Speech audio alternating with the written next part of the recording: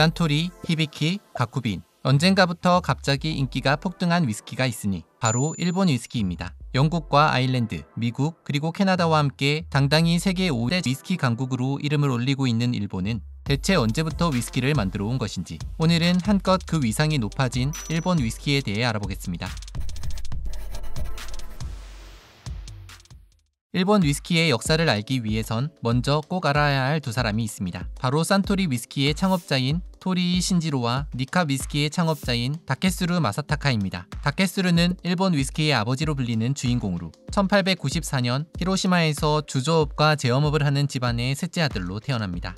어렸을 때부터 형들과 달리 주조에 관심이 많았던 다케스루는 학교를 졸업한 후엔 술을 만드는 회사인 세스 주조에 입사하게 됩니다. 세스 주조는 위스키 생산에도 관심을 두고 있었는데 그래서 1918년 다케스루를 위스키의 본고장인 스코틀랜드로 유학을 보내게 됩니다. 회사의 지원을 받아 스코틀랜드 글래스고 대학에서 화학을 공부하고 틈틈이 근처의 증류소에서 위스키 증류 기술을 배운 다케스루. 그리고 그 무렵 스코틀랜드 여성인 로베르타 코안을 만나 사랑에 빠져 양쪽 집안의 반대를 무릅쓰고 결혼까지 하게 됩니다. 그렇게 스코틀랜드의 유학 생활을 마치고 이제 제대로 된 위스키를 만들겠다는 마음으로 일본에 귀국한 다케스루. 하지만 큰 난관이 찾아왔습니다. 1차 세계대전의 여파로 회사에선 자금 조달에 어려움을 겪게 되며 위스키 생산을 접게 된 것입니다. 어쩔 수 없이 다케스루는 회사를 퇴직하고 오사카의 한 고등학교에서 화학교사 생활을 시작하게 됩니다. 그런데 바로 이때 다케스루에게 손을 내민 이가 있었으니 바로 토리이 신지로입니다. 1879년 오사카에서 상인의 아들로 태어난 토리이는 그야말로 천부적인 장사꾼으로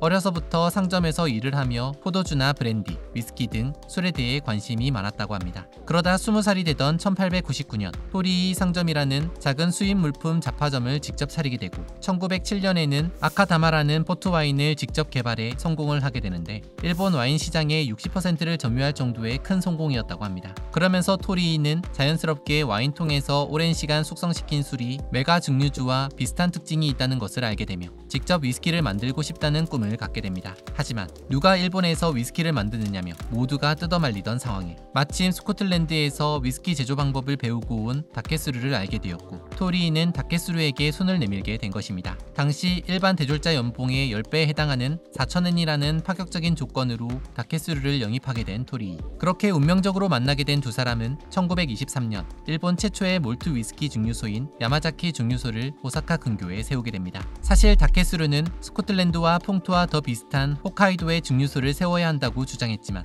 토리이는 그러면 너무 멀어 운송비가 많이 든다며 지금의 야마자키 증류소 자리를 택하게 된 것이라고 합니다. 그렇게 증류소 자리가 정해진 후 다케스루는 증류소 설계부터 제조 설비까지 모든 것을 진두지휘하며 증류소를 완성시켰습니다. 그리고 오랜 시행착오와 연구 끝에 1929년 드디어 일본 최초의 싱글몰트 위스키 산토리 시로우다를 세상에 내놓게 됩니다. 참고로 산토리라는 이름은 태양의 영어식 발음과 경영자인 토리이의 성 토리를 합쳐 만든 것이라고 합니다. 하지만 결과는 그야말로 대폭망. 너무 진한 피트 향이 일본인들의 입에 맞지 않았던 것입니다. 토리이는 일본 사람의 입에 맞는 위스키를 만들어야 한다고 주장했지만 정통 스코틀랜드 위스키를 만들고 싶었던 다케스루는 절대 자신의 뜻을 굽히지 않았고 그렇게 사사건건 둘은 의견 충돌을 보이게 됩니다. 결국 다케스루는 토리이 사장의 장남에게 위스키 제조 기술을 가르치기로 약속한 10년을 채운 뒤인 1934년 3월 산토리와 결별해 둘은 각자의 길을 걷게 됩니다. 이후 두 사람은 어떻게 달라지는지 다음 영상에서 이어 알아보겠습니다.